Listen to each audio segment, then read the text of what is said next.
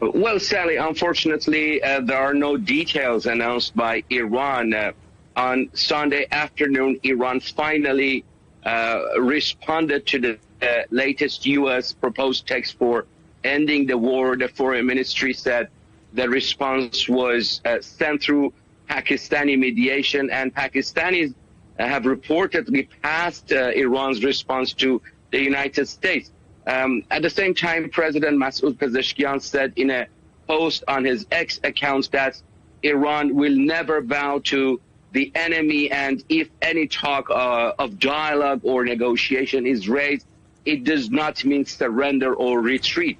Pezeshkian says the goal is to secure the rights of the Iranian nation and to defend national interests with strength.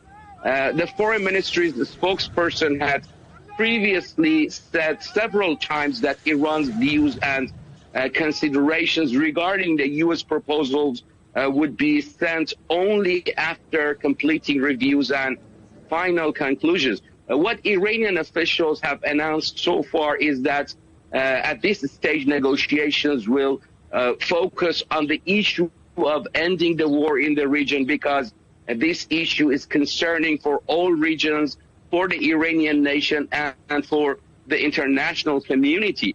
This means that based on what they previously said, major sticking points such as nuclear enrichment and the stockpile of highly enriched uranium would be left for later stages.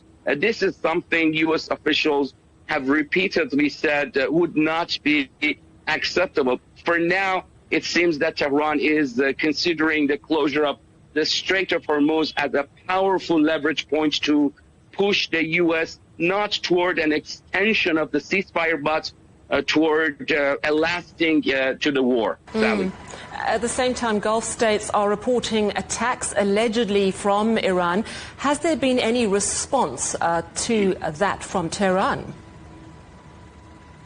Well, during the ceasefire period, especially after those fire exchanges in the Strait of Hormuz, Iran isn't directly or openly talking about drone and missile attacks on Arab countries in the Persian Gulf. In fact, in some cases, Iran has even denied those claims and reports. But at the same time, we are seeing Iran threaten these countries, particularly the United Arab Emirates. Iranian officials keep warning that the UAE is sitting in a fragile glass house. They say insecurity is like poison for the UAE.